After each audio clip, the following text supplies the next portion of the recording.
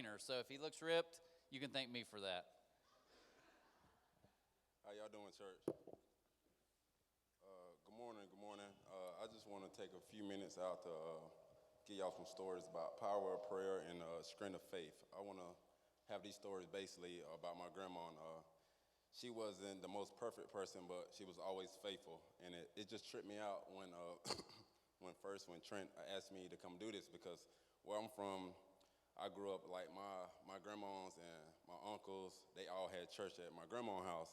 So like just waking up on Sunday and thinking about Sunday football, and you hear just music going down and people singing outside. Can't even watch football because everybody praising down there. So I remember like one time they was down there having church, and my grandma used to have a pantry to the side, so you don't even have to go in the house.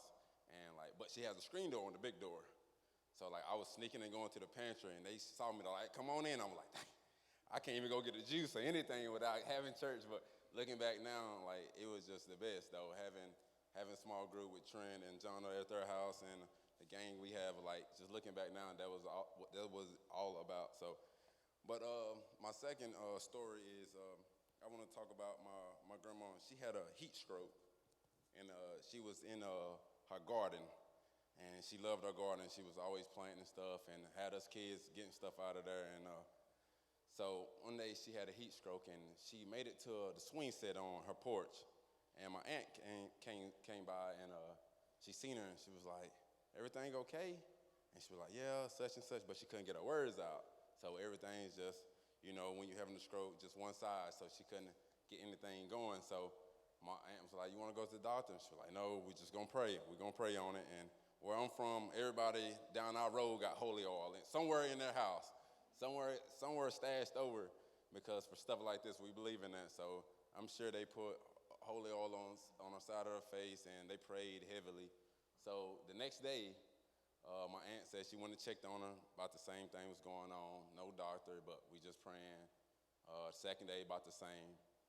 And finally, they came back the third day. When she came in, she was at the table reading her Bible. And so that was the only time that our family seen God move through her. So the next, my uncle's in here this morning. I thank God for him and my cousins, and he's a living witness to this testimony. So my aunt, she goes up to my grandma's house, and she just got diagnosed with kidney disease. She had a stroke, and the doctor told her she was blind. She wasn't going to be able to see, and she was sick day in and day at the nighttime. Like, she just couldn't get over it. So she was going to give up. And she said if she was going to go out, it was going to be on her grandma's couch. And so she went up there, and she knew if anybody picked her up from that spot, it was just going to be the ambulance. She was just so weak. So when she came up there to my grandma with that and feeling that way, my grandma went down on that same hill I just told y'all about, and she was praying. My aunt said she was praying so loud that like she can hear her words from the bottom of a hill, like coming through her ear and just lifting her up, just like she was floating. So by the time that my grandma made it back, my aunt got up. My grandma said, "I'm about to go to the store." So my aunt was like, "I'm good. Like, I'm going to go to the store with you." So they ended up going to the store to the next town, and my aunt was smiling ear to ear.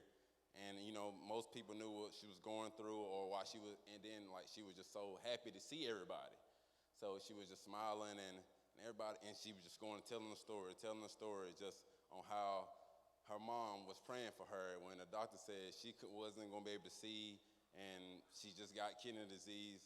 And what's so crazy, the crazy part is that been 29 years ago, and my aunt just now going on dialysis just for anything with her kidneys. So, and I'm going to tie that up with a Bible verse in James 5:13 through 15. The prayer of faith. Is anyone among you suffering? Let him pray. Is anyone cheerful? Sing praise. Is anyone among you sick? Let him call for the elders of the church and let them pray over him, anoint him with oil in the name of the Lord. And the prayer of faith will save the one who is sick, and the Lord will raise him up. So prayer is not our last resort in our family. It's first. We don't wait for the world to fix it. We go straight to our knees and call on the one that we know can take care of everything.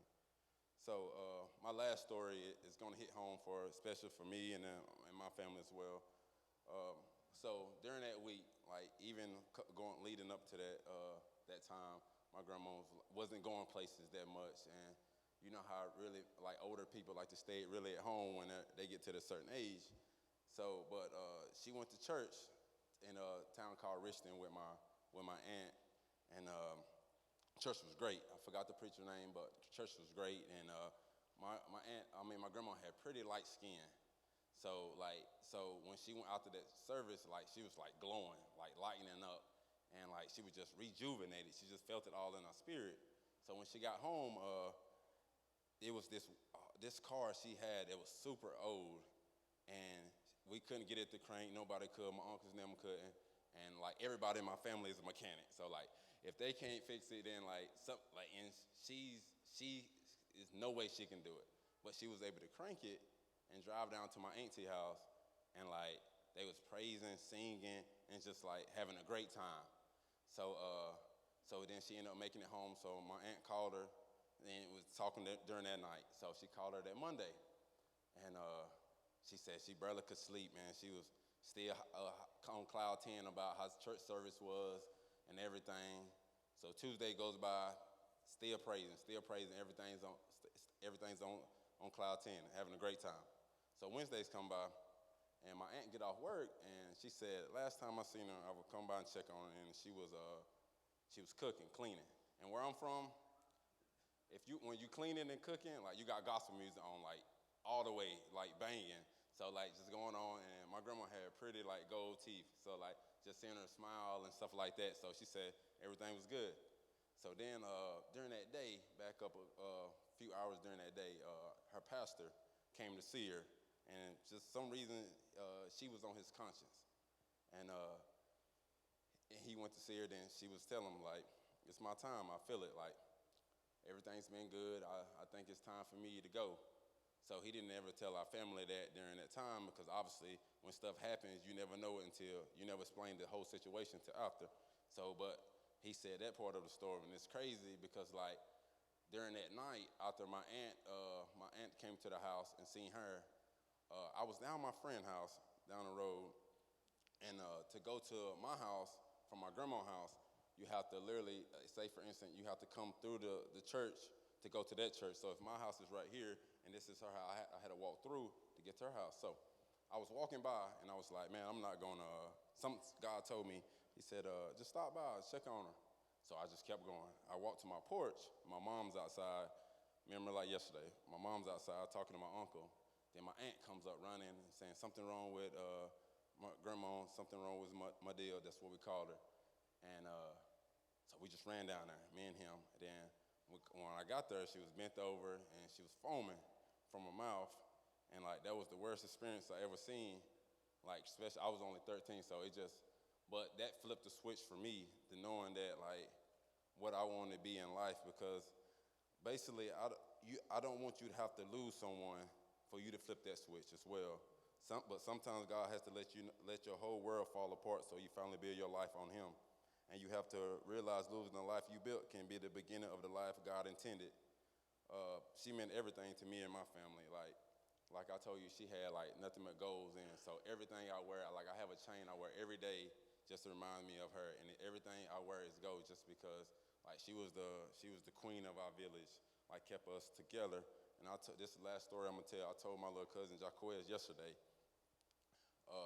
I was okay at football growing up, and so I was at her house, just me and her on the porch, and I had a football, and I was like, Grandma, I want to play NFL, like, and they always used to call me Emmett Smith, just because my first name was Emmett. So I was like, I'm gonna play football.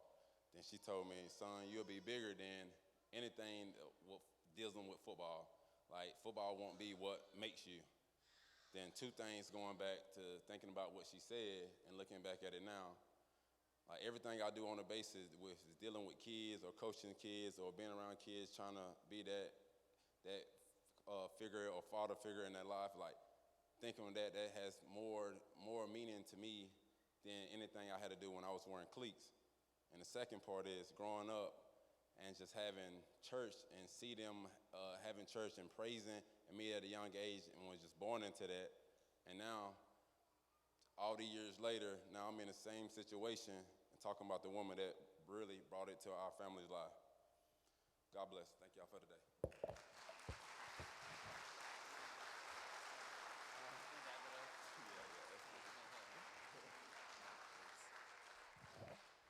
I was excited. Great job. I was also excited because Emmett's from Mississippi, and my wife, even though she's from Ohio, she speaks like she's from the backwoods of Tennessee, and he's at our house a ton. And I need to film sometime those two talking. It's amazing. Two people keep talking, and the other one never understands what they're saying. And it's like an hour. Just, huh? What? Huh? Amazing. But great job, E. So thankful for him. We're going to keep the show going on the wheel.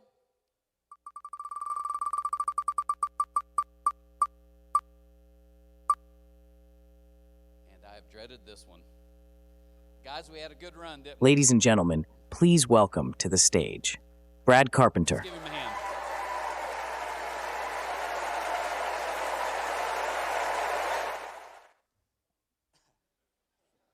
Thank you. I'm actually nervous, not nervous standing in front of a group of people just because I knew there's going to be a group of people speaking today, and in my mind it's kind of like that old saying, if you see a bear in the woods, you don't actually have to outrun the bear, you just have to outrun the person you're with. And to be honest, I honestly thought Emmett would suck. And I thought, this is going to be easy. Emmett, he'll suck, but he shows up in a suit, and he actually knocked it out. But luckily, still on that list, we have Sam Goo, and I think everyone knows that when Sam gets up here, it's just honestly going to be a 5-minute commercial about Guthrie. So, we can do that. But actually, also a little nervous. I think I've spoke 2 times at a church, and both times, people said, hey, you said something that was completely inappropriate. And so I'm trying to watch that. But I actually spoke at the old C3 in Ironton. I think it's the last time I spoke at a church. And a lady, she come up just irate. And I told her, I said, well, I get it. That probably wasn't appropriate to say at church. And she told me, she said, that wouldn't be appropriate to say in a bar. So, I'm just in my mind trying to make sure I don't say something dumb. But for you guys that don't know me, I'm actually Trent's brother. Me and my oldest brother's out in the hall out there. But, Trent tells a lot of stories.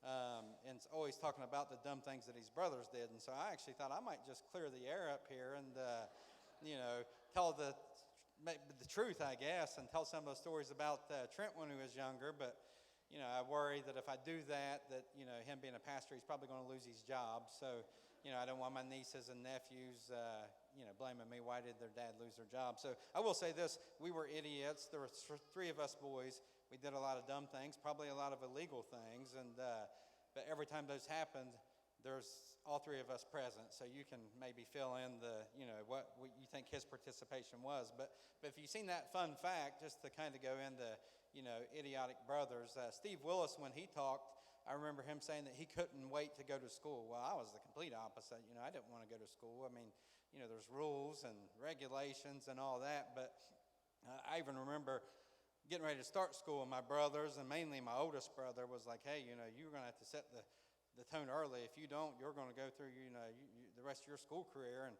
you're going to get picked on and bullied. And I should have been smart enough to realize that, when you go to Waterloo Elementary School and there's 42 kids there, that's probably not the case. But sure enough, it's like the second day of school, and I go get on the bus to go home, and I sat down, and there's this kid that he's like, hey, that's my seat. And, my oldest brother, he's giving me the nod. So, get in a fight on the bus, get kicked off. So like the rest of the week of school, my mom's, taking me to school and bringing me back home, and that didn't turn out too well. But that's one of those moments, I know for me, several times in my life that you just do like dumb things. You're like, man, why did I do that? And but I'm going to talk about, probably my favorite story in the Bible as it relates, and with John the Baptist. And I love John the Baptist just because he was kind of a wild man. I mean, you read about him and wearing animal skins, eating locusts, and I relate to that because I've always told my wife, it's like, let's move to Alaska, we can live off the land. And, she's not for that. That's obviously why we're still here in Lawrence County. But that's kind of where that association with John and, stops with me, because then if you look at the rest of his life, John actually baptized Jesus. And Imagine having that on your resume. But even at that point when he baptized Jesus, John witnesses, the heavens open up and actually even hears God say, like, this is my son whom I'm, pleased with. So, John has all of those moments there. But I think if you fast forward and then you see, ultimately the story goes, John ends up in prison. And, so John, who's done these amazing things, even as he's in prison, though, he does what that I think a lot of us do. He starts to doubt, he starts questioning God. Why would this happen? It even gets to the point that he sends some of John's followers, he sends them and says, hey, go find Jesus and literally ask him this, are you really the Messiah, or should we look for someone else? And I think probably the neatest part and where that relates to me is that, so his followers, they find Jesus, then they ask that, and it was Jesus' response. And it wasn't like, come on, John, are you kidding me? I mean, all that we've been through. Jesus goes on to tell the crowd, he's like, of all those born of women, there's none greater than John the Baptist. So I think for me, when you realize that, okay, those times that you doubt, times you question God, or even those times those dumb things that you do, you're like, why did I do that? I think kind of taking some relief in knowing that, I think God's the same way with that. It's, hey, there's none greater than Sam Gu or Travis or whoever whenever you're in those moments. So I take that gives me a lot of peace and comfort knowing that. And in ending, I will say probably the question that everybody's wanting to know is that I actually did win that fight on the bus. So I started my career out 1-0. Maybe ended up about 500 throughout the rest of my high school career, but I did start off on a good note. But that's it. Thank you.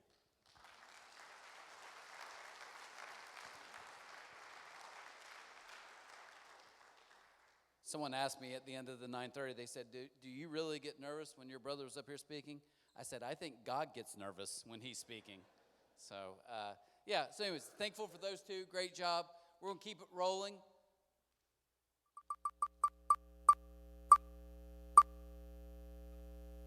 The one man no one knows how to say his last name, Sam G. Ladies and gentlemen, please welcome to the stage, Samgu. Wow. So it's good to be at the 11 o'clock service. We're typically at the 9.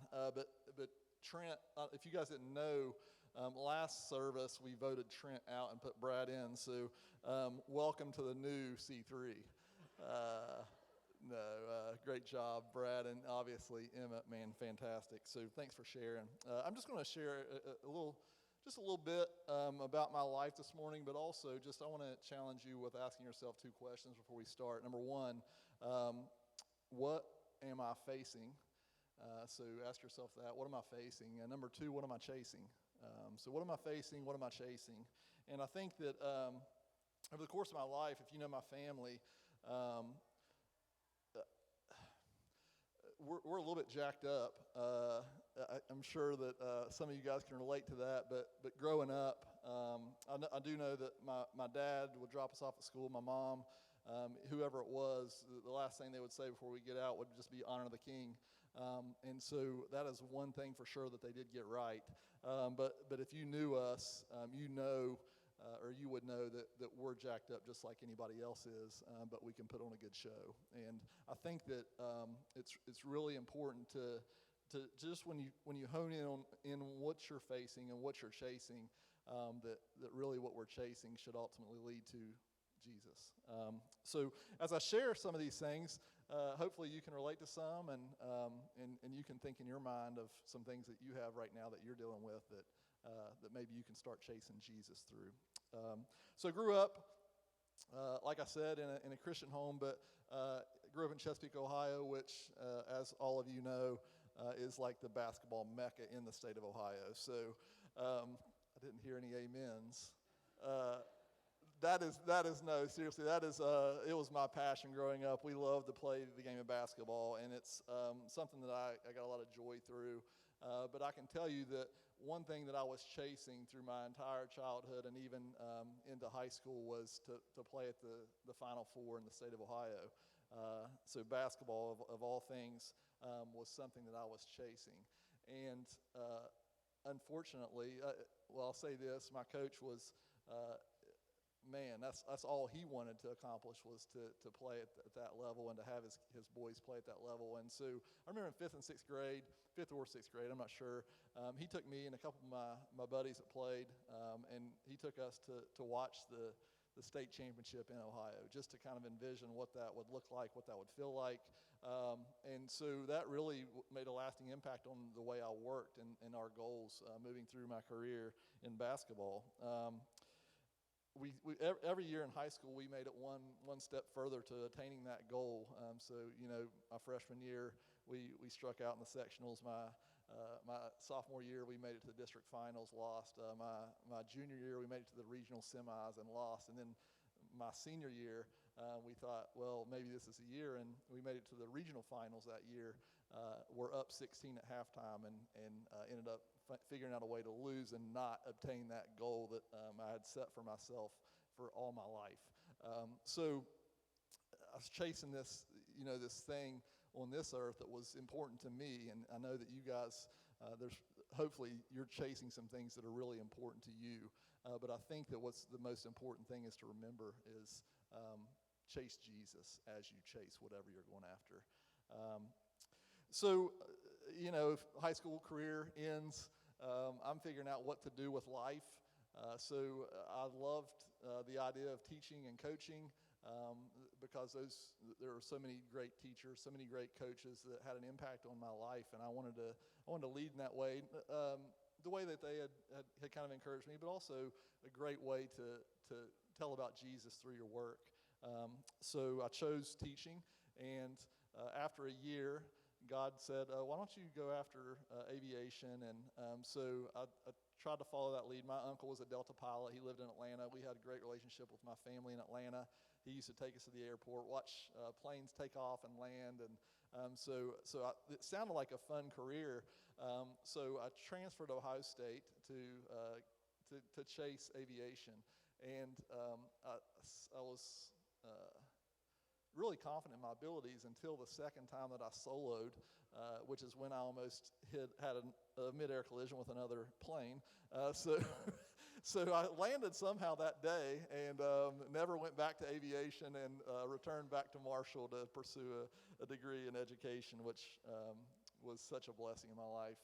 I think everything happens for a reason. And so I spent 21 years in the field of education, and it was all of that was just such a blessing to serve the Lord through my work.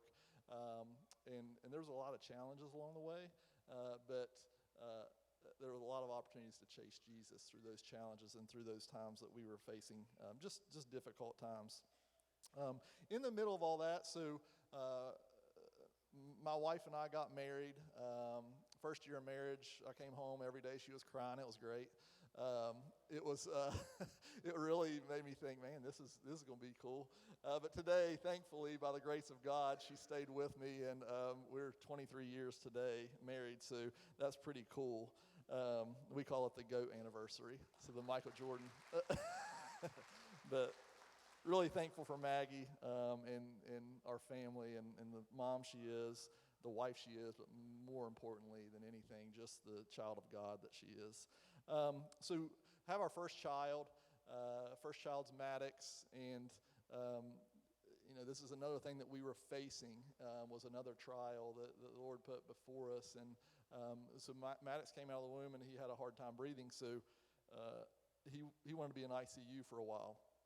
And so that was a time when, early on in marriage, you have your first child, and everything just doesn't go according to plan, right, or according to what our plans would be. But God had a better plan. And so Maddox was in ICU for about 9 days, and then came home on a basically like a breathing monitor for about the first 7 months of his life. And during that time was really a time for me and Maggie really just to chase Jesus, because I think that in those times, like in James is probably my favorite book in the Bible because it's really relatable. But also, James says, consider it pure joy, brothers and sisters, when you face trials of many kinds. And I want to just challenge you to when you're facing trials in this life, to try to consider that pure joy. As tough as that may be, it really is. It's an opportunity to build faith, and that's what he goes on to say is you're going to build faith through perseverance in those times. So I think it's really important to remember those, and especially like in the good times, like life is good most of the time. Think about those times in the good times. Like think about chasing Jesus, not only when you're just in desperate need, but in the best of times as well. And I think that's what God wants. I think Jesus wants that relationship on a daily. So chase him. Fast forward 4 years ago, my wife was diagnosed with what's called a parotid tumor, and it was like right here in her neck, and it was really the most I want to say like devastating because we'd never dealt with any kind of major health issue before, but it really brought us to our knees, and it really allowed us the opportunity to grow in our faith, to chase Jesus, and to really understand that, man, we're not guaranteed anything. We're not guaranteed another day, another breath. When she went to the doctor, everyone around here basically they really just didn't give us a ton of information because they knew on the other side of it what it looked like, just by the human eye, and it looked really bad. And so, they just kept saying, you need to get to the James. You need to get to the James in Columbus. And so we get there, and the first thing that they do, this isn't the best bedside manner, I wouldn't think, but they give us this packet, and in this packet is like, fill out your will. And I mean, my wife's 38 years old or whatever, and we're sitting there thinking, man, this is just not good. So doctor comes in, says, you got this tumor and it's really, really angry. And they showed us on the monitor and what it looked like and all, and it was really a time where we just had to focus on the Lord. And really try to protect our kids in it. Our kids were, these ages where it's like, man, how do you even talk about this stuff? But about 2 months later, she has her biopsy, and then we get a FaceTime from the doctor, and he's like elated and says, this tumor is benign, it's not malignant, and we think we can get it out of there. So for this period of 3 to 4 months, we're just on pins and needles and kind of just clinging to every word that the Bible has to say. But I think it's in those times, like James says, it's in those times that he really allows us to grow in our faith. So praise the Lord. She got that out of there. The doctor just got that out of there, and she's 100% healthy today. I'll look at the last thing I'll share is just over the course of my time, I've experienced a lot of highs and a lot of lows, probably like everyone in this room. That's what life is. You experience a lot of times where you're kind of emotionally, physically, whatever, on top of a mountain, and a lot of times where that's just not the case, and you're really low. So I would encourage you, just in life, whether you're facing health issues, whether you face just the constant worry or anxiety, or you're going through a tough situation in your marriage, or whatever it is you're facing, I would just encourage you to chase Jesus. Thank you.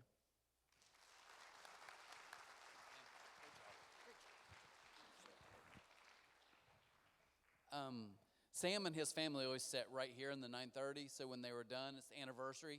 So I went up to his wife, all of his kids were here, and I said, hey, I've got a really nice gift card for you guys. It's at a chicken place. And all their heads just dropped, and I said, Slim Chickens, and they all cheered. Said, no, I'm just joking. No. All right, so last but not least, to finish this whole thing out, let's spin the wheel. I think we know the last name.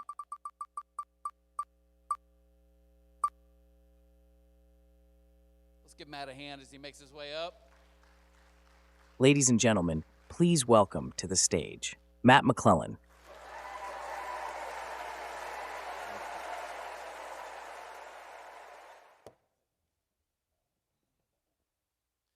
They put this stool up here, and I said in the first one, I was like, no one seems to have used that. So I said, I'm going to use it. I'm going to sit down and enjoy the time up here. No, I do appreciate the opportunity to do this and just to share.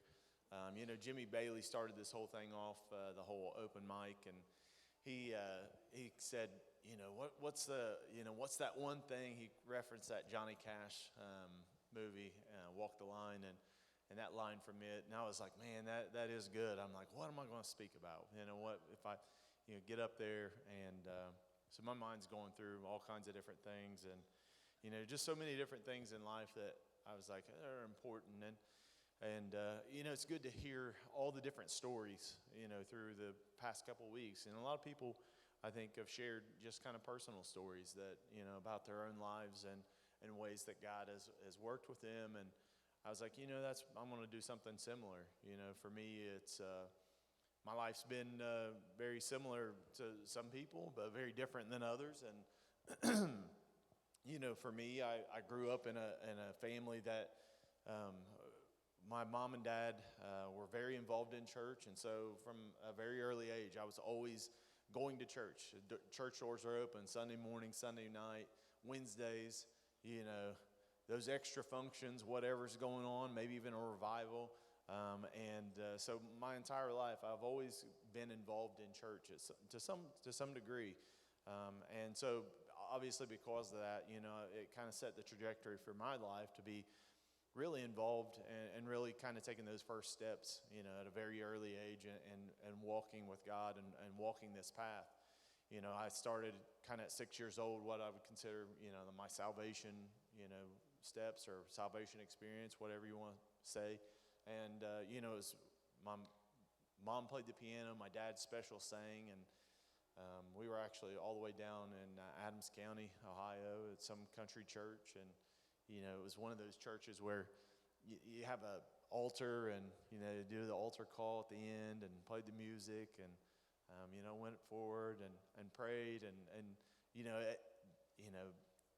preacher comes and talks to you, and at the end they start ringing the bells, so the whole town hears that, someone's taking that step and walking towards, with God in their own life. And so it's a pretty cool thing, for me and one of those big experiences. But my from there I really just tried to walk as best I can with God, and I'm not gonna lie, I've had my moments, ups and downs, and things from there. I didn't